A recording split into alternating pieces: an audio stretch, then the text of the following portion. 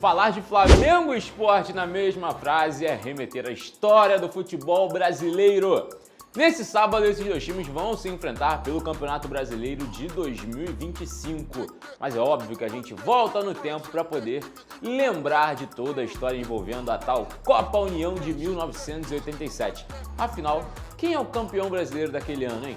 Deixa aqui nos comentários a sua opinião e vem com a gente relembrar um pouquinho de toda a história, os precedentes e os procedentes, tudinho com a gente aqui no Lance. Bom, pra gente lembrar de tudo que aconteceu em 1987, a gente vai ter que voltar um aninho na história. 1986, o Campeonato Brasileiro era completamente inchado naquela época, com 44 times. Já pensou isso hoje em dia? Isso é uma loucura danada, né? E aí a CBF, ela planejou um campeonato mais reduzido e o sistema de divisões, que é o que a gente tem atualmente para o ano seguinte, de 1987. Como é que seria feita essa divisão? Dos 44 times de 1986, os 24 melhores disputariam a primeira divisão, enquanto os 20 piores disputariam a segundona. Naquele ano, a linha de corte para a gente saber quem seriam os melhores times era a passagem para a segunda fase. Eram 4 grupos de 11, em cada grupo passariam 7, totalizando 28, mais 4 de um torneio paralelo, que era o que a CBF chamava naquela época. Só que houve um problema, até aí estava tudo beleza. O Joinville ia se classificar, mas aí, meus amigos, um jogador foi pego no doping. O clube foi punido com a exclusão, mas depois virou a mesa e retornou para a disputa, podendo se classificar. Só que enquanto o Joinville estava fora, quem ia se classificar era o Vasco da Gama, que se sentiu lesado com o retorno do Joinville, já que em tese, dentro das 7 vagas, ele não estaria. E dessa maneira, a CBF mudou as regras, colocou 8 para se classificarem ao invés de 7 e montou uma segunda fase com 36 times. Na segunda fase, a divisão foi feita da seguinte maneira: 4 grupos de 9. Os 2 piores de cada grupo estariam rebaixados para a segunda divisão do ano seguinte. E assim aconteceu. O Sport, naquele ano, esteve entre os 2 piores de seu grupo e foi rebaixado.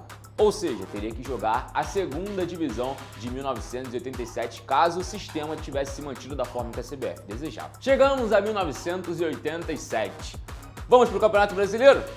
Não vamos não. A CBF, pouco antes da disputa presidida pelo Otávio Pinto Guimarães, declarou que não tinha dinheiro, não tinha os 100 milhões de cruzados necessários para a organização da competição. E crises na CBF, principalmente na parte financeira, já não era uma novidade. Os clubes então se revoltaram e criaram a União Nacional de Clubes do Futebol Brasileiro. E nela estavam os 13 principais clubes do futebol brasileiro, pelo menos à época ali era considerado, né? Que a gente tem os 12 grandes, os 4 do Rio, os 4 de São Paulo, os 2 de Minas e os 2 do Sul, mais o Bahia, que eram também as 13 maiores torcidas e os 13 melhores colocados no ranking. Logo depois esse nome foi mudado, já que era um nome muito grande, eles mudaram para o que você conhece como Clube dos 13. E essa palavrinha União no começo do nome original foi o que gerou justamente o nome da Copa União. A ideia do Clube dos 13 para regular o Campeonato Brasileiro era uma autogestão, os clubes tendo a captação própria, a exemplo do modelo que a Premier League gerou e fez muito sucesso na década de 1990. Mas aí essa gestão de fazer um campeonato brasileiro só entre eles não deu muito certo não, viu? Algumas equipes que terminaram na tabela de 1986 à frente de equipes do Clube dos 13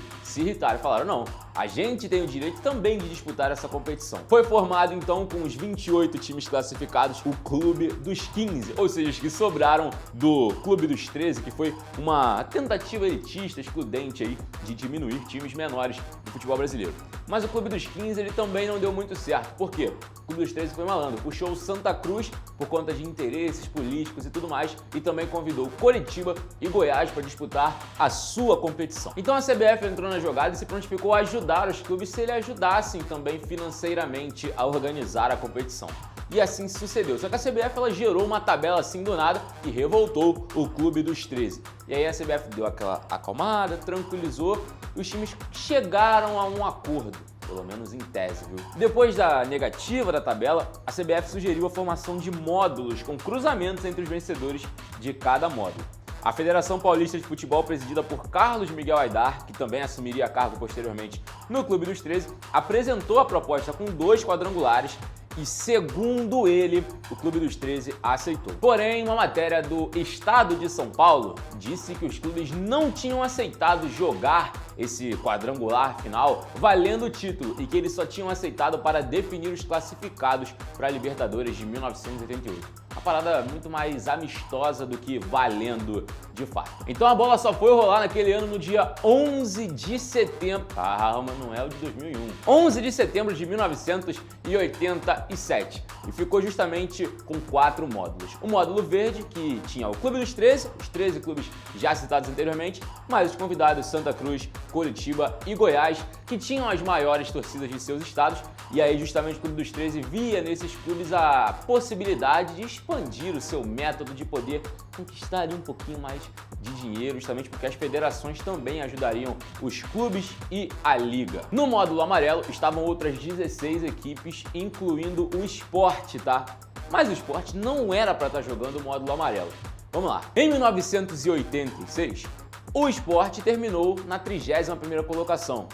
Se a gente fosse levar em consideração a tabela e tudo mais, era para ter jogado a 3ª divisão em 87. Só que por conta de interesses políticos que envolviam até cotas televisivas, a Ponte Preta foi pinçada do módulo amarelo e o Sport foi elevado. Ou seja, uma história meio macabra aí que também não tem o Sport só como inocente, não igual muita gente conta, tá? E além do verde e amarelo, ainda tínhamos o módulo azul e o módulo branco. A competição foi se desenrolando.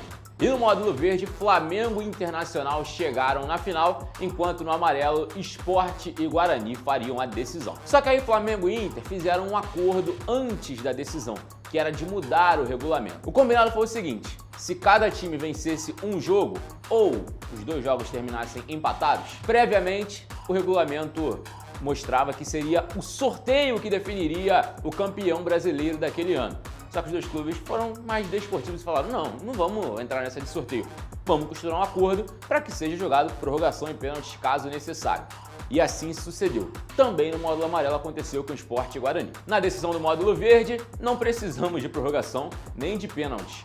Na ida, 1-1 no Beira-Rio. Na volta, o Flamengo fez 1-0 no Maracanã com gol de Bebeto e se consagrou campeão do módulo verde de 1987. No módulo amarelo, essa mudança de regra aconteceu de forma assertiva, viu? Sport e Guarani se enfrentaram. Uma vitória para cada lado. O Guarani venceu em Campinas por 2-0 e o Sport venceu em Pernambuco por 3-0. E aí, o jeito foi o quê? Foi ir para os pênaltis. Vamos para os pênaltis. Acerto de um, acerto do outro. Erro de um, erro do outro. E assim foi. 11-11 na disputa de pênaltis. E aí os presidentes dos 2 clubes, de forma muito conveniente, apertaram as mãos e falaram: e se a gente deixar empatado, hein?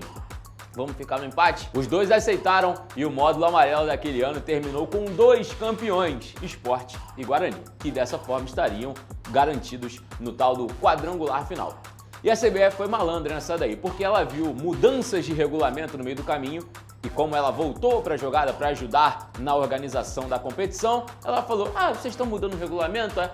Eu também vou mudar. Esse quadrangular final aí, entre os 2 melhores do módulo verde e os 2 melhores do módulo amarelo, vai valer o título brasileiro daquele ano. E sabe quem aceitou essa proposta, segundo muitas fontes? Eurico Miranda.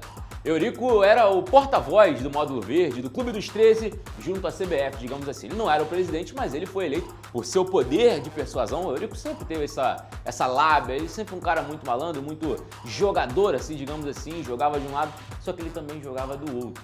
E em vez de ajudar o Clube dos 13, ele atendia de forma igual aos interesses da CBF. Nessa daí, ele aceitou a disputa no quadrangular final valendo o título brasileiro, o que irritou completamente também as outras equipes, as outras diretorias que formavam o Clube dos 13. Mas assim se sucedeu. Flamengo, Inter, Sport e Guarani teriam que jogar o quadrangular final valendo o título brasileiro daquele ano. Só que só pra gente não deixar de citar também, depois daquela decisão entre Sport e Guarani, o Guarani voltou atrás e falou: não, eu não quero ser campeão dividido com o Sport, não.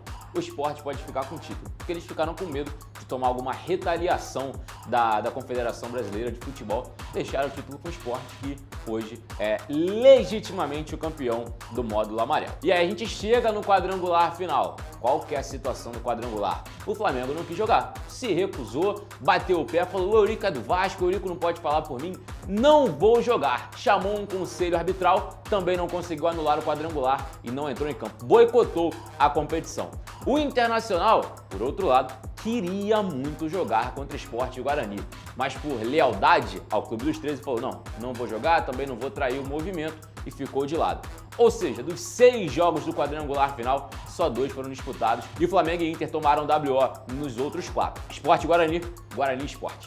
Esses seriam os jogos que definiriam o campeão brasileiro daquele ano. Em Campinas, empate em 1-1, mas em Pernambuco, 2-1 para o Sport e título do Campeonato Brasileiro de 1987 ou da Copa União, chame como quiser, nas mãos do Leão da Ilha do Retiro. E aí essa disputa judicialmente, ela acontece até hoje. Primeiro, por conta da Taça das Bolinhas, que foi lá criada em 1975, era uma situação de que quem fosse campeão 5 vezes do Brasil primeiro ou tricampeão consecutivo ficaria com a posse da Taça das Bolinhas. O São Paulo atingiu isso em 2007 e foi considerado detentor, mas se o título de 1987 tivesse sido reconhecido em posse do Flamengo, o Flamengo teria alcançado 5 títulos em 1992 e consequentemente teria a posse da Taça das Bolinhas. E isso aí gerou uma briga judicial enorme durante anos e anos e anos.